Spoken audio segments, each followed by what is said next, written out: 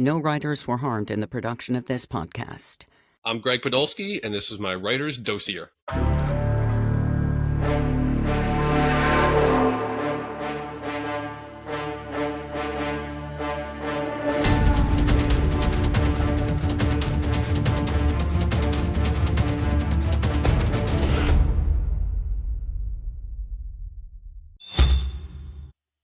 Hey everybody, welcome back to another episode of the Writer's Dossier Podcast, and it is this special episode tonight. I have another rotating co-host, a dude who I really trust, good guy, T.R. Hendricks, author of The Instructor. Tim, thanks for joining us tonight. Yes, thank you, Jeff. Thanks for having me. I have two copies here, and this one is not signed. This one is when we first met at Thriller Fest, New York City, a couple years ago. There you go. Thank you, my friend. Outstanding.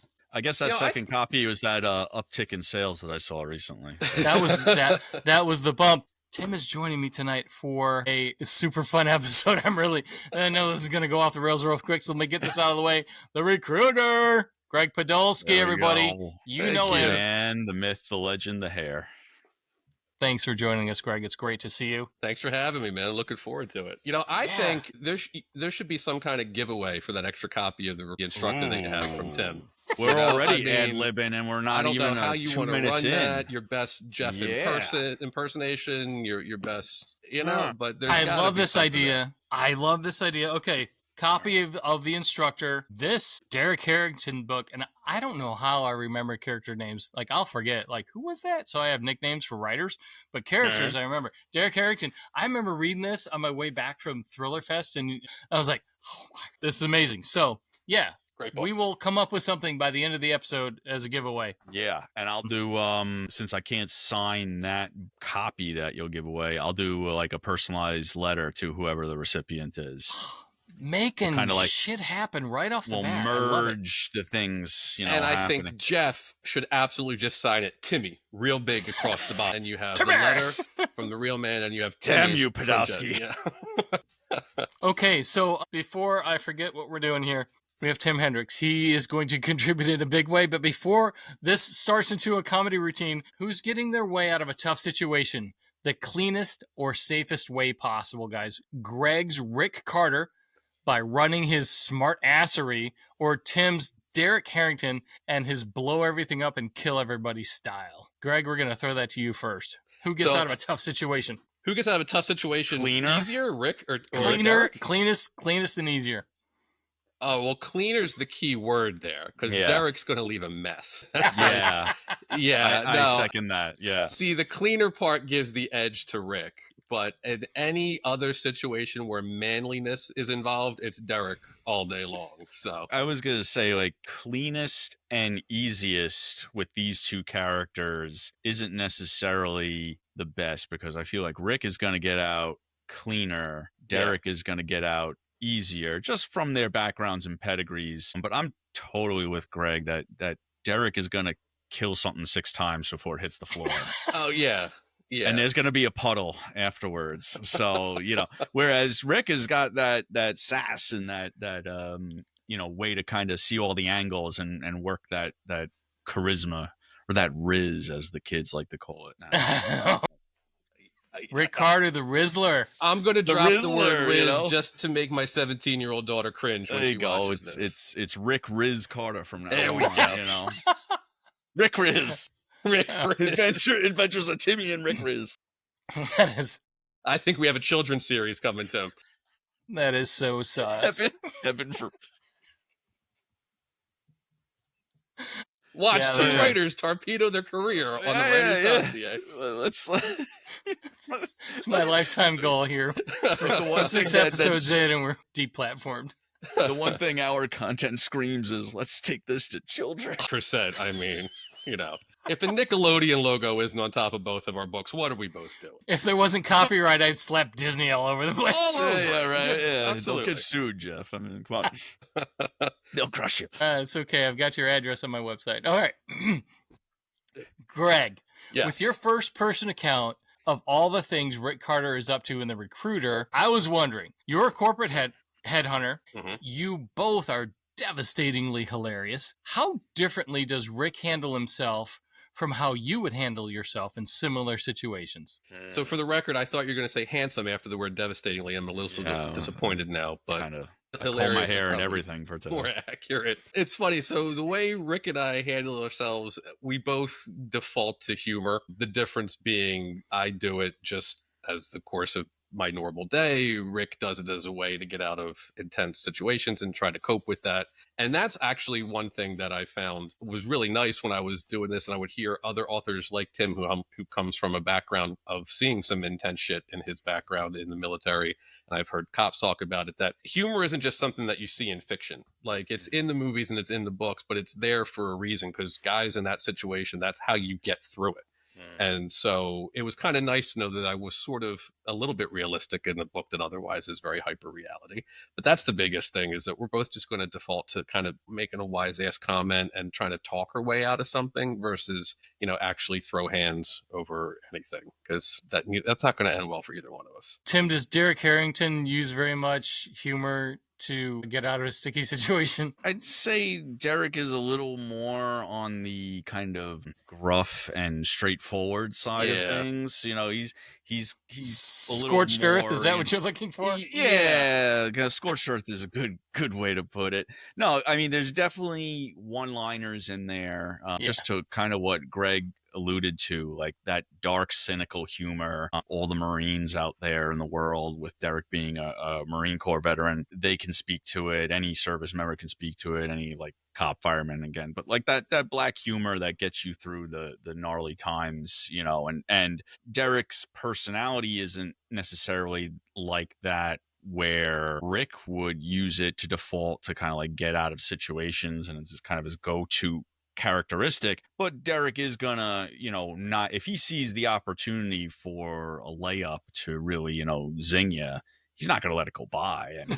He is a Marine. He is going to go in there and tell you that you're a moron when he gets the chance to, and hopefully in a more colorful way than that. So yeah, otherwise he's just this kind of rumbling, quiet, introverted gorilla, not just if Derek ready to rip your ever, limbs off, that kind of guy. 100 humans versus one Derek Harrington. What would the internet have to say about that? But good challenge. If Derek was ever to go over to the other side and become a kind of assassin for hire, I think he'd be a candidate that Rick would love to work with, because he'd be very placeable. He'd be in demand. He's efficient. He gets the job done. He knows what he's doing. It's somebody that he can make a lot of money off of. But I also think Rick would piss Derek off constantly with the clash of person. It'd be like Derek would tolerate Rick because he's lining his pockets, but he would really dread the next phone call. Can you just tell me where I have to be, and just then get off up. the phone, please. The phone. Just tell me who I have to kill, Rick. Exactly. For fuck's sake. See, There's my one. I see emerging. I see a crossover here. There we go. I was going to say, we are making magic here tonight. I sense a short story coming on, Take that. Maybe not an assassin, but I'm sure we could find a way to cross-pollinate that for certain. There's got to be. We'll put our heads together over 4 or 7 beers. And maybe we'll come up with it. 4 or 7, such random numbers. Okay, so here's something. Greg, don't take this the wrong way. You and I know each other a little bit, but I'm going to say something that is really going to make people go, what? I think about you all the time. I thought it was just me and you. So here's the fact thing. that you're saying that with a shower curtain behind you also is very telling. Do you guys need me to step out for a little bit? Is Celine Dion about to come on? Do I need to step out? I mean, I'm cool with it. You guys do what you got to do. But and someone said cross-pollinate. So, all right. So I know I brought this up with you before. Have the sandwich going in the pre-show, okay? I don't know what you're talking about, but this is how I keep these books together on my shelf. Same here. Yeah, exactly. Just like that. Yep. Sure. So you guys belong on the show together. All right. So my question, or not really a question as much of a comment and a you were going to share something embarrassing about me or something, you right? think about each other all the time. Think about me all the time. Yeah, right. Because here's the thing. I love going to estate sales, and we've got some great old houses here in Northwest Ohio. And we pop around, and you won't believe some of the crazy shit you see in people's houses once they've moved out or moved on. It's like, whoa. But something that comes across quite a bit is an overflowing box of CDs. I knew And I you were always going wonder. I know I bring this up all the time because it just happens. How many CDs are you up to now? Am I going to keep texting you whenever I find a collection that you might think is marvelous? And Probably. Yeah, I see CDs these are and like, yeah. Greg. Yeah, CDs are my love language for sure. I would say I'm up to about 1,300 now, if I had to Oh! guesstimate it. Yeah, probably. Jesus. I actually here. You want to know how lame I am? I had to clear DVDs off of my shelf to make room for the CDs. So I had to get rid of one outdated form of media to replace with another outdated form of media. So on my wait, so shelf. you not only own 1,300 CDs, but you have 1,300 CDs on display for everybody. Oh, to see? they're in my back room on display for everybody, like a library. 100%. Okay. All Yes. right. Excellent. That's like Absolutely. me getting rid of a Valpolicella for a Valpolicella Ripasso. Now, see, It's that like, come makes you on. sound cool. The Yeah. CDs It Makes makes you it sound sound- pretentious. the opposite. Listen, between the two mediums, there's one that's, lasted thousands of years, and there's one that Greg is trying to perpetuate. You know? And I'm going to say the wine is probably going to be the champion in that one.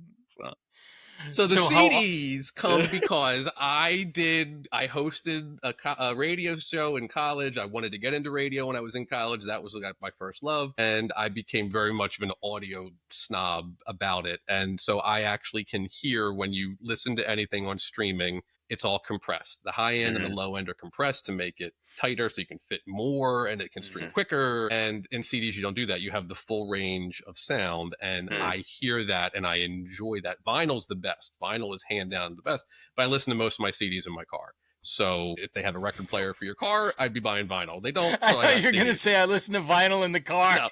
No, that would be. It's strapped to the roof. I've got the head I'm still jack wrapped coming around the fact that he said he plays his CDs a car. How old is your car, bro? So I had to recently get a new car last year. My 2012 Fusion died okay. when I ran it into another car. And I had to get a new car. And I rolled up to the dealership and I looked at the guy straight on and I said, I swear to God, my only requirement is it has to have a CD player. And he went, well, let me check. And he clacked it on his computer like, we have two. So I looked at both and I picked the one that I got. And I'm very happy with my CD player in Wow. my car. Okay. Hats off to you. I thought for a second you were going to have like the Discman with the cassette adapter.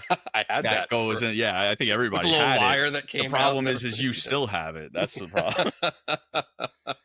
I will listen to music on streaming. There is a playlist on Spotify for The Recruiter. It's the soundtrack to the book. Nice. The songs in there are either appear in the song or they're a song that I think fits with the tone. So I do listen to streaming, but when I have something I really want to enjoy, it's a CD. So, That's cool. I'm going to drop the link to that playlist onto the show notes for this so people can check Please that do. out. What was Jarek Harrington's playlist? Halls of Montezuma, Shorts Tripoli, just on He was repeat? he's an 80s rock guy. Right? Yeah, I'd say he's kind of a Metallica, Guns N' Roses kind of guy. For sure. I thought you were going to say Madonna. There was No, that's Rick. no. I did a Material Girl. I think it might have been for Forge's blog, Tor Forge, the publisher of the books. I think I did a guest blog for them when the Infiltrator was coming out, and they asked me to do like a playlist, like some of the songs that would be on there. And for the life of me, I can't remember, but it was in the vein of Metallica and Guns N' Roses, like I just said. The one song I do remember because I consider it Derek's theme song was the cover of Bad Company by Five Finger Death Punch, and that was like, wow, There you go. That was like the one where I would hear that, I'm in the shower and I'd hear that song come on, and all of a sudden I'm like, oh yeah, Derek's about to do this. Like that was always his theme song. Nice. So, Greg, Let's do you be have honest, that we all do MCD? our best. We all do our best thinking in the shower. I do not have Five Finger Death Punch. Five Finger Death Punch was a drink I had in college. It's not a CD that I own. So, That was called the Mule Kick. yeah, that's right. Okay, we'll get another question here. Greg, you wrote much of the Recruiter from the comfort of a lazy boy. Yes, sir. Is that just emblematic of your style, or have you graduated? Have you graduated to a grand office with an ornate French oak desk with a bunch of those little drawers for all of your keepsakes? No, I have a grand office with a Darth Vader Ruckers helmet that my buddy puked in and then cleaned out and gave to me. That's how I've upgraded. from the Lazy Boy. I'm glad he cleaned it out first. Yeah, it was very nice. It was his party gift when he moved out to Arizona, and my son came out one day wearing it when he was like 10 years old. And I went, I'm going to tell you a story about that one day when you're older. But let's take that off for right now. Yeah, it's really. So the Lazy Boy was hysterical. just a function of when I wrote it, which was during COVID. And I mean, nobody left their house. So it was at night, kids and the wife were asleep. I sat in the Lazy Boy and I just cranked out about 1,000 words a night. 6 Nice. nights a week, Since then, I've written more. I tend to write during the day, so it'll be in the office or it'll be like at a Barnes & Noble on my lunch break or something. But the Lazy Boy actually is honestly where I edit. It's weird.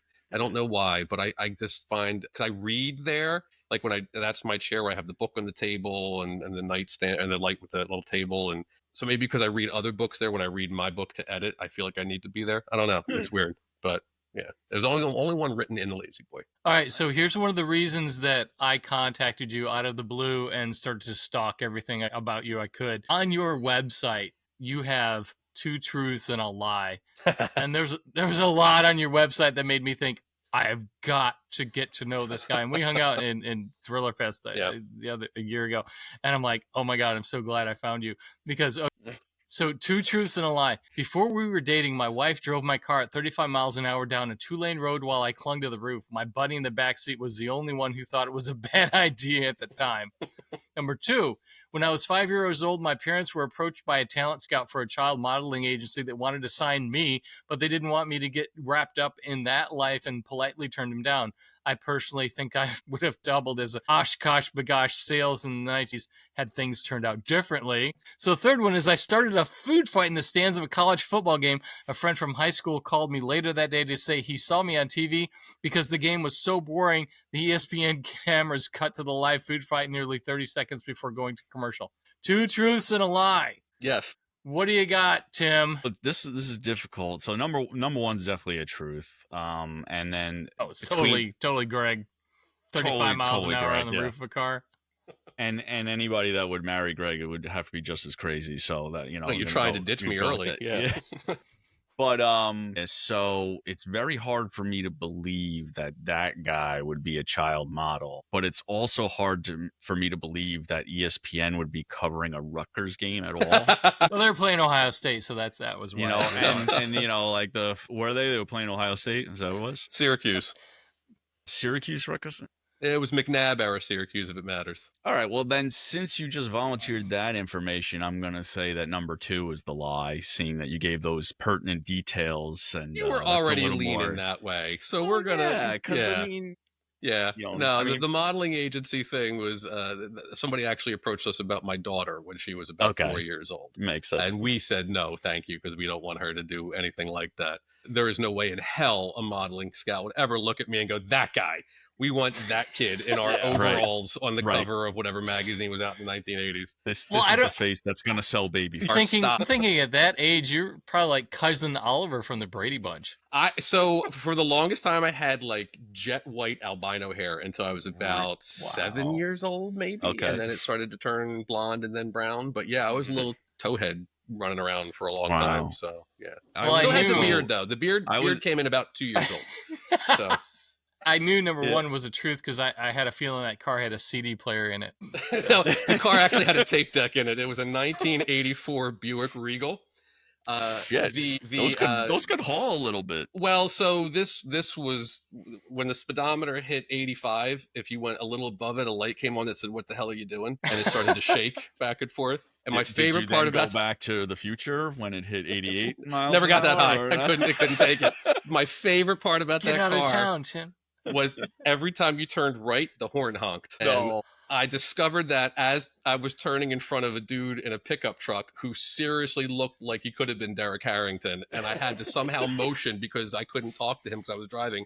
There's no way, there's no universal signal for the horn honks every time I turn right. So I'm doing all this shit.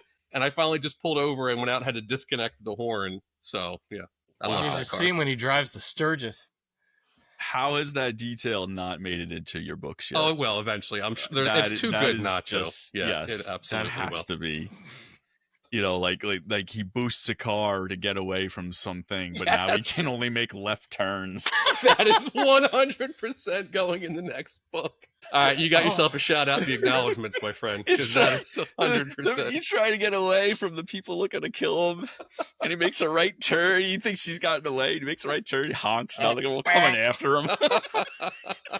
That is so Rick Carter. I will absolutely be using that. Almighty. Yes. That is so perfect. I think we've written half the sequel here for right. We got some work to do after this thing ends. Well, guys, we could go on for hours, but we're on the short form podcast here. I love you guys, and everyone listening and watching on YouTube, get to know these guys. I mean, go to GreggPodolski.com. That's 2 G's, technically 3, but GreggPodolski.com and trhendricksauthor.com. Check these guys out. Their books are amazing. I have them here. They're fantastic, and dudes, I can't wait to see you again. Who's going to VoucherCon? Yeah, You're going, right? I signed up for it. It's my first one ever. Just on a whim. I was looking at the prices and flights and everything, and it worked out. You know, days off and everything. It worked out. So I'm doing Thriller Fest at the end of June, and then VoucherCon for my first time. I'll be down there. Yeah, I will be at Thriller Fest. I wanted to do VoucherCon this year, but my son's Little League team is doing a trip to Cooperstown to the Hall of Fame and everything. That's so cool. We're doing that instead. I'm going to shoot for VoucherCon next year. But definitely looking forward to seeing Tim in a panel. And a little jealous I won't be up there with you again this year, man, because that panel was so much fun last year. That was a good one, yeah, for sure. Well, let me just throw this out. The panel you did last year at Thriller Fest was so flipping cool with the fight scene. It was so good. It was so much fun. It came up on a podcast that I just broadcast out recently, and I can't remember. Melinda name dropped it, right? Melinda? Yeah, she talked about it. She talked about dropped it. We were talking to somebody else. Shared it. I not only shared it, but I did the exact minute and second drop when it came in because it's all about me. So I shared it exactly as like, don't pay attention to the rest of this shit. Go to 11 minutes and 20 seconds and then turn it off.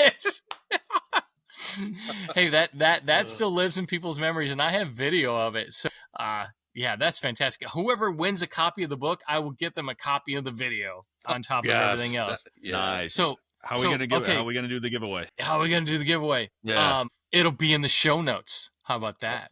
Okay, good idea. So I was going to say, you gotta read the show notes or something. You know, yeah, okay. We'll get together. So there you go. Go to YouTube or any of the audio streaming platforms. This podcast is everywhere. Read the show notes. Figure out how to get a free copy of this one right here, The Instructor, and Tim himself will get you something on top of that, and I will get you a copy of the video we're talking about with Gregg, which was a huge hit at Thriller Fest. So yeah, it was a banger. It was a banger. Guys, everyone out there, please like, follow, and subscribe. Find these guys on social media. They're also out there everywhere. And if you're going to Thriller Fest or VoucherCon, please just walk up and say hi. It would be great to see everybody. And that's it. That's all I got. I know I'm forgetting something, but guys, tons of thanks. Thanks for coming on the Dossier Podcast. Time, man. And yeah, people go to writersdossier.com and get to know these guys. Their stuff is out there. Hell yeah. Thanks, Jeff. Thanks again, Jeff. My pleasure. See you guys. Bye, everybody. The Dossier Podcast is a production of The Idea Academy.